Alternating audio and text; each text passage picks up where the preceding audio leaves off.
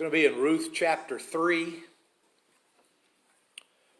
Ruth chapter 3. We're actually going to finish the book of Ruth this evening. I want to remind you, in spite of the beauty of what might be kind of a cool romance, that this isn't really all about romance. There's a couple of things going on in the background. There's property to be had. It's being sold so that the family can retain it. It's kind of odd for us in our culture. But the kinsman redeemer responsibility was to take the land and to make sure that that land was available for its heirs. If there were no heirs, then the kinsman redeemer was to take anyone who was available that might produce an heir for that lineage that could then re-inherit the land that he was purchasing. So it's really an odd thing when we think about it. But this is a contractual agreement. This is not just two young people who fall in love. And we've already run across the oddity of that marriage vow, that marriage thing that we do in the modern era. Whither thou goest, I will go, and whither thou lodgest, I will lodge. Your people will be my people, and your God will be my God. We use that as a husband and wife thing, but it was actually a mother-in-law and her daughter-in-law. So there's some neat things in the text, but it's not as easily interpreted as far as our romantic inclinations are concerned. But we'll take a look at this contract that needs to be taken care of because Naomi is about to lose the property. She's completely destitute at this point. We mentioned this morning the different kinds of poor people in the Old Testament. There was a group that just didn't work, and they were poor because they didn't work. There was a group of people who were taken over by calamity, and that would be Naomi and Ruth. They've lost their husbands. They don't have any support, and now Naomi is going to have to get rid of the property, but she has Ruth, and Ruth is a commodity that goes along with the property, and it's a sales point. It's an extra good thing if indeed that's what you want. So look at chapter 3 beginning in verse 1. And we'll notice that Naomi gives Ruth some instructions on local customs, how to seal the deal. One day, Ruth's mother-in-law, Naomi, said to her, "My daughter, I must find a home for you where you will be well provided for. Now, Boaz, with whose women you have worked, is a relative of ours. Tonight, he will be winnowing barley on the threshing floor. Wash, put on perfume, get dressed in your best clothes. Go down to the threshing floor, but don't let him know you are there until he has finished eating and drinking. When he lies down, note the place where he's lying, then go and uncover his feet and lie down. He will tell you what to do." Now that's odd, isn't it? That's strange behavior. Now there's a couple of things about this that are not odd. Take a bath, put on some perfume, put on your best clothes. It sounds like a date, doesn't it? But it's not really a date. It's an offer for Boaz to take over the rights to the property, and part of that property that she's wanting him to acquire is her. And so she wants to make herself attractive, not just as a woman, but as a commodity. And again, that's odd to our thinking in modern America, but she is part of this package deal that comes along with the land. And so she needs to make herself attractive. Now, as far as the uncovering the feet and laying down at his feet part, it was just a custom that they had. Some people read into this some kind of sexual overtone, that for her to uncover his feet was an offer of herself, and that when he says that's okay, I'll cover you up with my blanket, that was some kind of tryst that they were having. I don't find that. The scholars don't think that that's exactly what was going on. It's just a way of giving a sign to Boaz that she's interested in him taking over this process. In fact, we'll notice here in a little bit that he was very careful, and she was very careful, for no one to think that there was anything going on.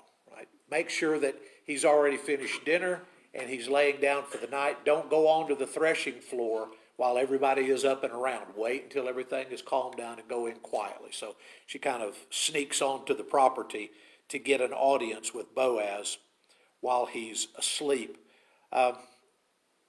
When he wakes up in the middle of the night, lo and behold, there's a young lady at his feet. I've never had that happen in my life. I think that dogs, I've had dogs I've woke up with dogs at my feet, but never a young lady. Uh, the His answer is the right answer. He's impressed with her. He's seen how hard she works. She's a good woman. The property is desirable. Elimelech, Mahlon, and Chilion are dead. So somebody needs to redeem this land. And he finds Ruth to be, I'm assuming, attractive, at least in some sense, whether it's a physical attraction or whether he just sees the worth of this woman, that she's really somebody special. And we make these arguments in our day. You shouldn't pick a woman just because of her looks, right? Looks are fleeting, but pick a woman of good, sound, solid character. So we know that he likes her good, sound, solid character, and we maybe think that he thought that she was an attractive young lady. He is taking a liking to her, at least in some fashion. There is a problem, though. He wants to redeem her. He wants to purchase the land and take her on as his own, but he's not the closest kinsman redeemer.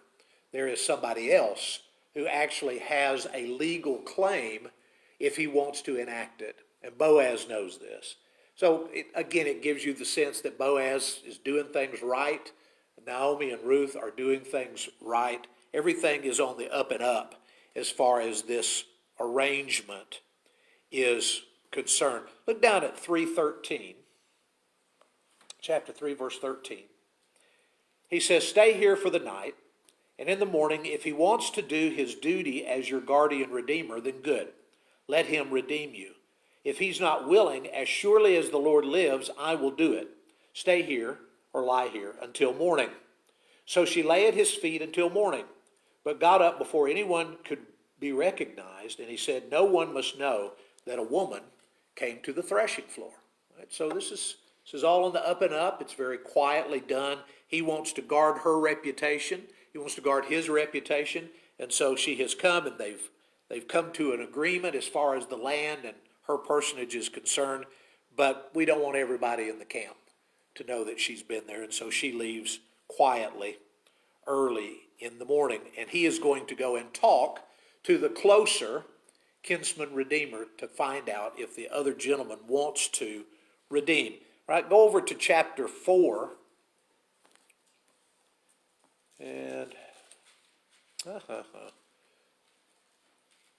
I just have B. 4.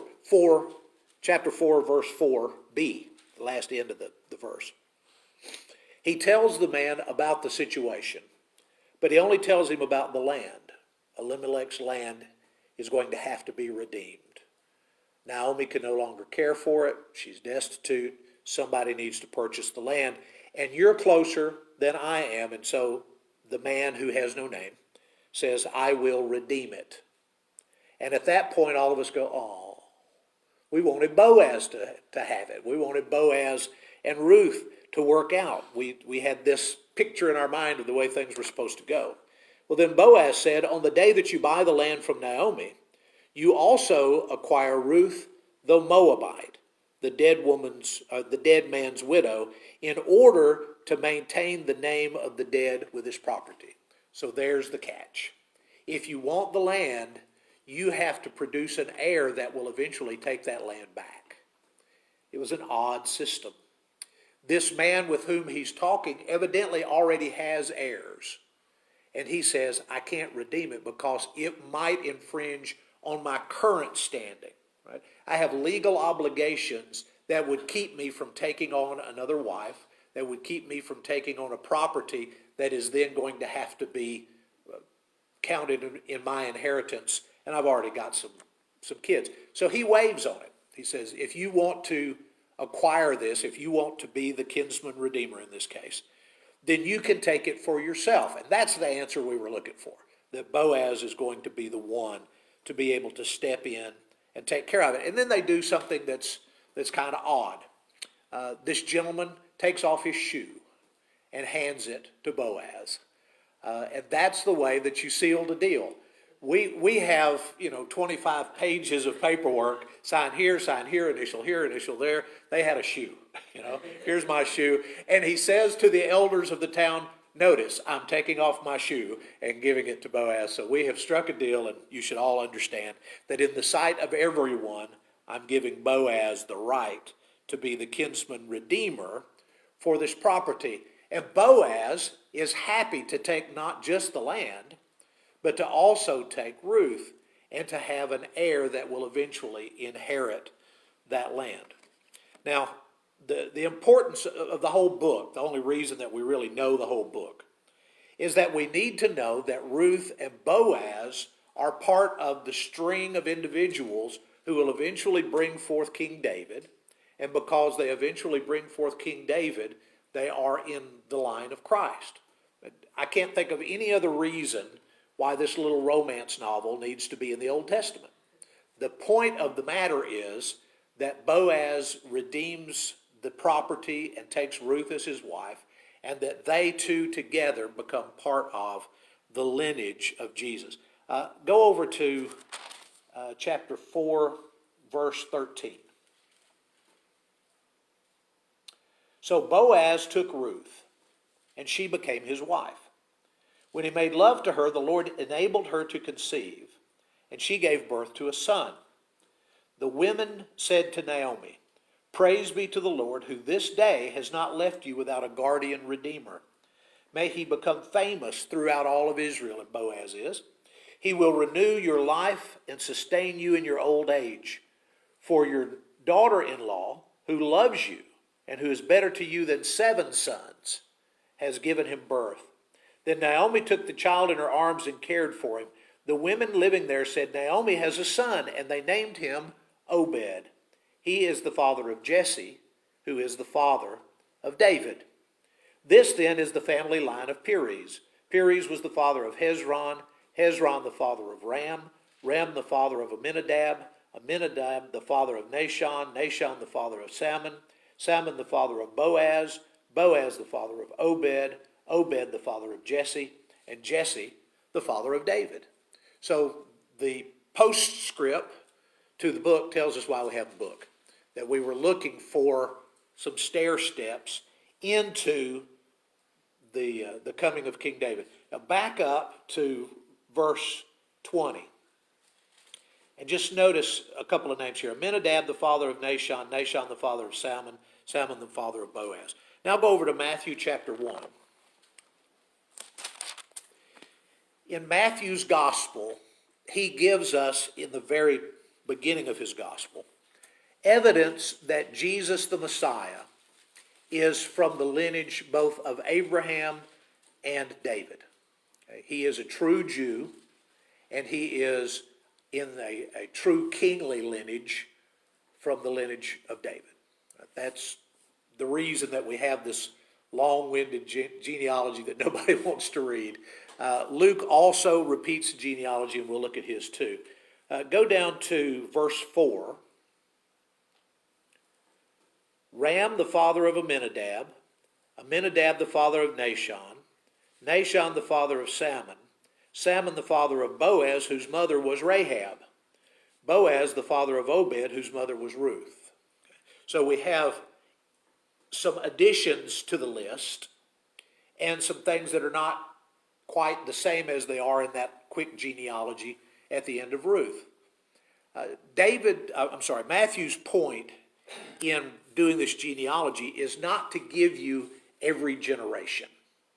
His point is to hit the highlights. When you did genealogies in the Jewish system, you wanted to point to folks that they were connected to. Here's somebody that's important that Jesus is descended from. And so occasionally you'll have a weird thing, like where it says that Salmon was the father of Boaz, whose mother was Rahab. Those two folks are in the wrong generation. Right? There are 3 possible explanations. I'll see if I can remember all 3. Number 1 is that we're talking about the Rahab of Jericho, and that somehow she was old enough or he was young enough that Salmon and Rahab got together. They're about 400 years apart, so that's a difficult one to put together. Another possibility is that this Rahab is someone who was named after the one who came out of Jericho. I like that, but there's no reason for Matthew to mention that. The fact that there was a woman named Rahab, but it wasn't the Rahab. When you see Rahab in Scripture, you immediately think Rahab the harlot from Jericho. I mean, that name is famous.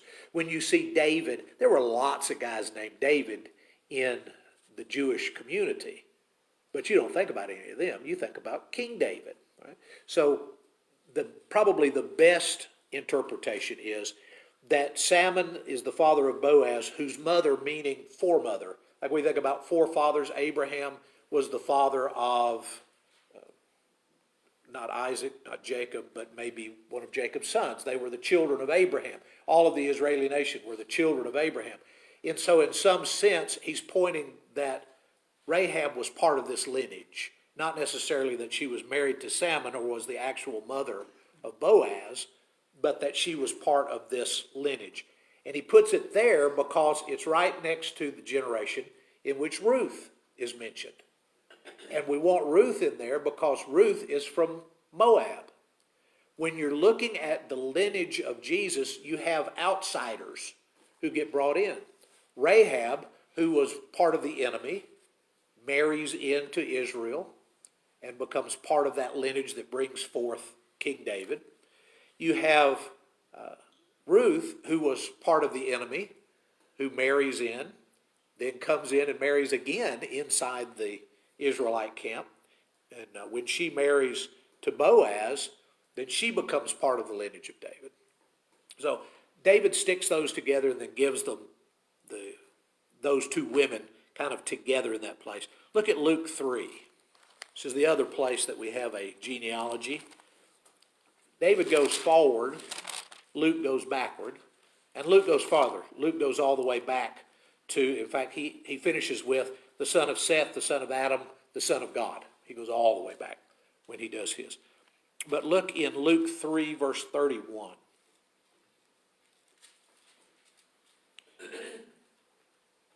The son of Maleah, the son of Menah, the son of Mattathiah, the son of Nathan, the son of David, the son of Jesse, the son of Obed, the son of Boaz, the son of Salmon, the son of Nahshon, the son of Amminadab, the son of Ram. And he goes on back. What does he not do? He doesn't mention either one of the women. Right? He just mentions the patriarchs, just mentions the men that are involved. One of the reasons I think that Luke does that is that Luke writes predominantly to Gentiles. Luke was a Gentile, and when he writes his gospel, he writes to a more Gentile audience. When Matthew is writing, he's very interested in Jewish things. He wants to show you that Jesus is connected to Abraham, he's connected to David, and therefore he is the true Messiah that you've been looking for. Gentiles would not have cared about Rahab. They would not have cared about Ruth. Those were Jewish things that were part of the story. So Luke doesn't even bring them up because the Gentiles probably would not have cared. And again, Rahab may have been a great-great-great-grandmother to Boaz or to Obed. We don't know exactly what generation she would fit in this genealogy. But the point of the whole matter is this.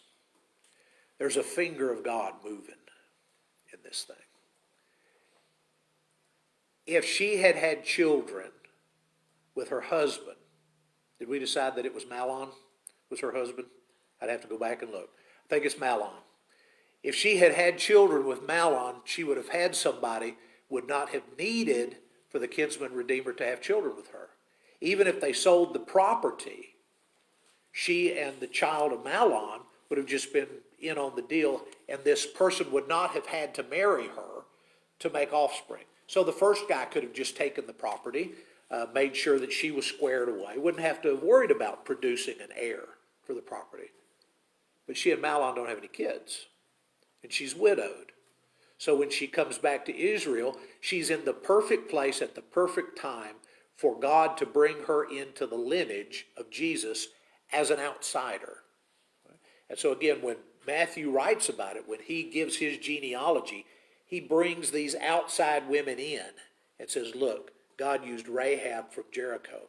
God used Ruth from Moab, because God was bringing us the perfect king who would be the forerunner to the perfect Messiah.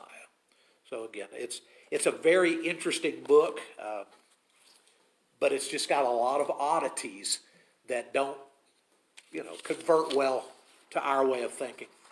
The kinsman redeemer obviously is a fabulous idea, that we are completely destitute. We've got no way of taking care of what we need to take care of. Our sin has separated us so far from God. Our spirits are empty because of it. And then God sends a kinsman redeemer to buy us back. And he gives us, he doesn't take from us. That's the thing that Boaz kind of shows you about Jesus, is that Boaz, through the whole thing, isn't looking out for Boaz, he's looking out for Ruth. He makes sure that she's got the things that she needs, that her reputation is intact, that she's well fed, that they do things legally. Everything is perfectly done by Boaz, not for Boaz, but because Ruth needs it to be that way. Jesus did everything perfectly for us. He was the only possible redeemer that we had. But he did everything exactly according to the law, so that when he gave his life for us, it was the perfect sacrifice, bought us back, and we could be right with God because of him. So Boaz and Jesus, those are good connections. Any questions? Thoughts? Okay. If you need to respond to the invitation tonight, we'd love to help you some way as we stand and sing.